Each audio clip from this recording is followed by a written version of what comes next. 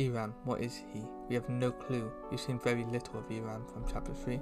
Unlike most secret bosses who we at least talk to before our fight, he only seems to direct to Chris, and there's a clear history with Chris.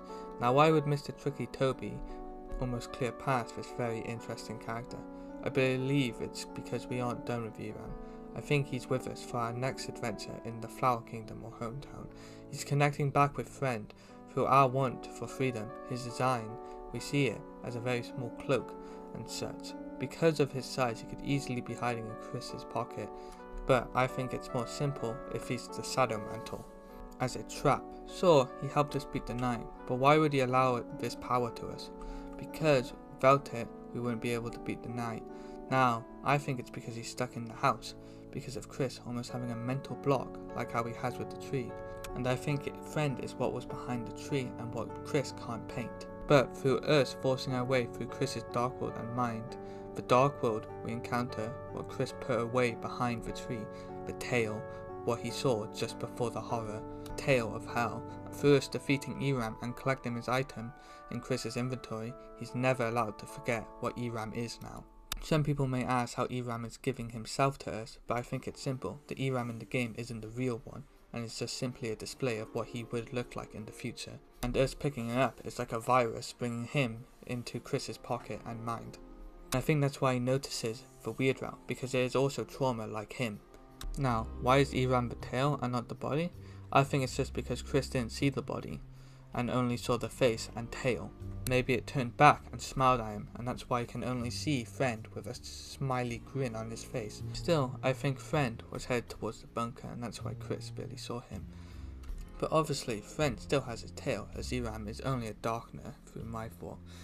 But I believe that Eram will try and reconnect with what he was supposed to be, being the opposite of every secret boss we've seen so far.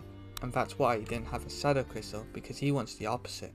He's going against the Shadow Crystal's values, as he's trying to cut off his own freedom and be a part of Friend again. That's why I believe it can negate the darkness damage, as the darkness damage is mainly done with the Shadow Crystal, as the Knight arsenal is made out of Shadow Crystals. So him wanting the opposite would in turn give us a resistance towards shadow attacks of the Knight. I also believe the Knight itself isn't doing this out of its own volition and simply just wants its freedom back.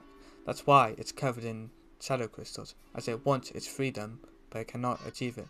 It may be death, it may be someone else who just wants their freedom. As I said before, Eram wants to get rid of his freedom so he can return to Friend and become his tail, and become what no Darkner or Lightner has achieved, to become something grey, not out of light or dark, a creature in between. If Eram is successful within his goal, we don't know what could happen, as we've never seen a Darkner-Lightner hybrid before. But in an ironic sense, I don't think Eram will achieve his ultimate goal, because no other secret boss has, so why would Eram be the exception? I see Friend ultimately killing Eram as a worthless Darkner, or something along the lines. So in an ironic sense, Eram will lose his freedom, but not in the way he is seen fit. I think it's intentional we haven't seen Eram in the prophecy. Because he has freedom, the prophecy can't tell what he's gonna do. But in a pity, it's almost seeming like he's going back to Friend, who is within the prophecy. Nothing good would happen if they were to Birdsville. As we can see, Friend is already an amalgamate type of creature, as his design is the one of the dogs in Alfie's lab. So, if he were to become even more unstable, who knows what could happen.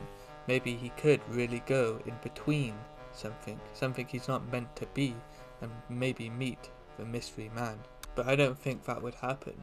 I don't think the Mystery Man will be seen.